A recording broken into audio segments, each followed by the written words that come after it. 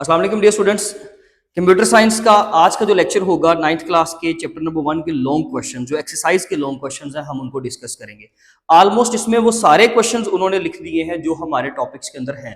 अब सारे तो लॉन्ग नहीं हो सकते, लेकिन लॉन्ग क्वेश्चन कौन कौन से हैं ये एटलीस्ट हमें पता होना चाहिए कि ये लॉन्ग किस तरह से आ सकता है, उसके अंदर प्रेजेंटेशन कैसे होगी, उसके अंदर कौन कौन सी हेडिंग्स होंगी। तो इस हवाले से हमें चाहिए कि हम ये सारे डिस्कस कर ले। तो हमारा आज का जो लेक्चर होगा वो लॉन्ग क्वेश्चन के हवाले से। तो स्टार्ट कर रहे हैं जी। सबसे पहले क्वेश्चन नंबर 1 से, define and describe the concept of a system, explain the fundamental concepts, components, objectives, environment and methods of communication with in a system.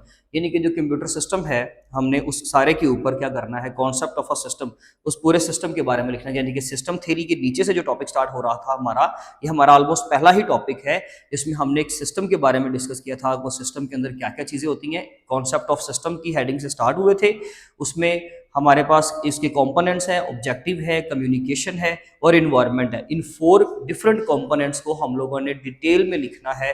और उसमें जब हम लोग बात करेंगे कंपोनेंट्स की तो वहां पर एक डायग्राम भी है, वो भी लाजमी तौर पे बनाएंगे। नंबर 2 पे, differentiate between natural and artificial system, discuss their characteristics, functions and purpose with relevant examples.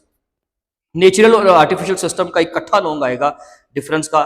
कभी भी लॉन्ग क्वेश्चन अगर आए, बेहतरीन सोल्यूशन ये है कि आप उसको टेबल से मत कीजिए। डेफिनेटली हर एक टीचर की अपनी रिकमेंडेशन होती है। मेरी रिकमेंडेशन यहाँ पर ये होंगी कि वो हमसे बड़ा कॉम्प्लेक्स हो जाता है उसकी, हम अगर अगर तो आप उसको मैनेज कर सकते हैं, अगर आप उसकी आउटलाइन अच्छे तरीके से मैनेज कर सकते हो, अगर आप उसकी प्रेजेंटेशन अच्छे से मैनेज कर सकते हो, आप करें। लेकिन ये कोई अच्छी रिकमेंडेशन नहीं होगी। मैं समझता हूँ कि इसको बेहतरीन तरीका ये कि आप नेचुरल सिस्टम्स को अलग से एक्सप्लेन कर दें, आर्टिफिशियल सिस्टम को अलग से एक्सप्लेन कर दें। अदरवाइज जैसे उन्होंने बोला है तो करेक्टरिस्टिक जब आर्टिफिशियल की लिखेंगे, सामने नेचुरल की भी उसकी लिखनी पड़ेगी, नेचुरल सिस्टम की। फिर आप जब फंक्शंस लिखोगे तो दोनों के आमने सामने लिखने पड़ेंगे टेबल में।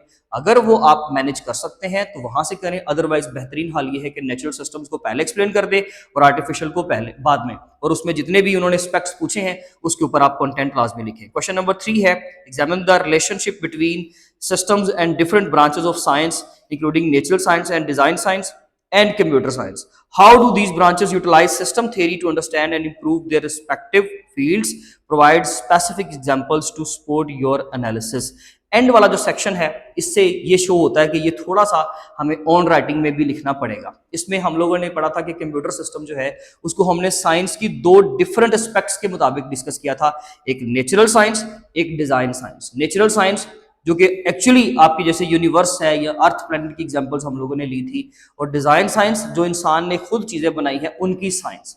तो हमने वो सारा उसको हमने कंप्यूटर के ऊपर इंप्लीमेंट किया था। तो ये सारा कंप्लीट टॉपिक आपको वो पूछ रहा है। उसने डिफरेंट डिफरेंट एलिमेंट्स के सवाल किए हैं, लेकिन एक्चुअली वो टॉपिक कंप्लीट बनेगा। आप उस सारे टॉपिक को करोगे, लेकिन एंड पे जो उसने एक सेक्शन पूछा, उसने एक सवाल किया, provide specific examples to support your analysis.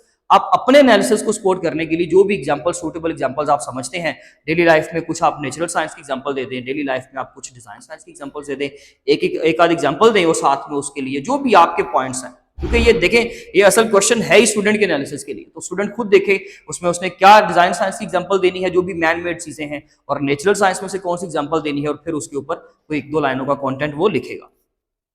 Question number 5 है जी, 4, explore the different types of computing systems such as computers, software systems, computer networks and the internet।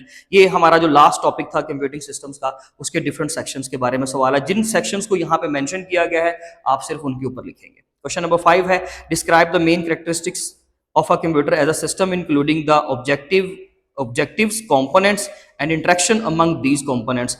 Computer as a system अगर होता है तो कंप्यूटर भी environment क्या है, उसके components कैसे कम्युनिकेट करते हैं, उसके ऑब्जेक्टिव्स क्या हैं, हमने इनके बारे में लिखना है। ये कंप्यूटर एज अ सिस्टम वाला एक इंपॉर्टेंट टॉपिक था हमारा, ये वहां पे उसके बारे में सवाल किया गया। क्वेश्चन नंबर 6 में, explain the von Neumann architecture of a computer, include a discussion on the main components, their functions and the step by step process of how the architecture operates. यानी कि उसकी वर्किंग भी पूछ ली और von Neumann architecture के बारे में पहले उसकी डिस्क्रिप्शन, हम उसके कंपोनेंट्स भी लिखेंगे, एंड देन उसकी जो उसने लास्ट पे लाइन लिखी है, and the step by step process of how the architecture operates, तो वो काम कैसे करता है, यानी कि उसकी वर्किंग के बारे में सवाल कर रहा है। तो ये भी कंप्लीट टॉपिक उसने पूछ लिया।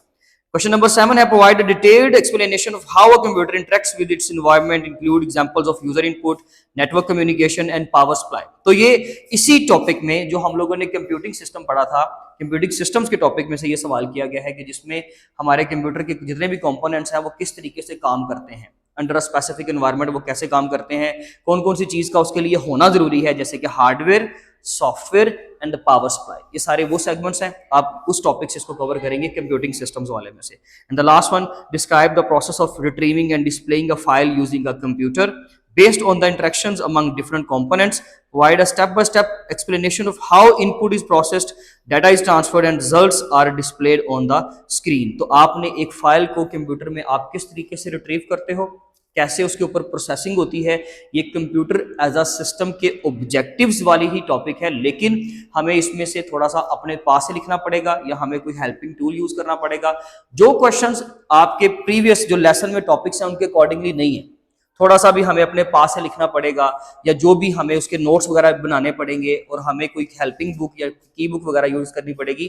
उसके लिए हम कोशिश करेंगे कि आपकी वीडियो के डिस्क्रिप्शन बॉक्स में लिंक डाल दें कि जिसमें एक फाइल आपको ऐसी मिल जाएगी जो एज अ नोट्स आप इस्तेमाल कर सकते हो। तो ये जो लास्ट क्वेश्चन है ये कंप्यूटर एज अ सिस्टम वाले टॉपिक में से जो उसके ऑब्जेक्टिव्स के सारे कॉन्सेप्ट्स हैं ये उसके बारे में बात कर रहे हैं। कंप्यूटर के सिस्टम के क्या ऑब्जेक्टिव्स होते हैं जी, वो फाइल को कैसे रिट्रीव करता है हम वो बताएंगे, फिर प्रोसेसिंग, डाटा की ट्रांसफरिंग और उसकी स्टोरेज प्रोसेस के बारे में बात करेंगे। तो इंशाल्लाह इसके बारे में जो भी हेल्पिंग मटेरियल होगा वो आप लोगों के साथ शेयर कर दिया जाएगा। इंशाल्लाह हम मिलेंगे अपने नेक्स्ट लेक्चर में, तब तक अपना बहुत ख्याल रखें। अल्लाह हाफिज।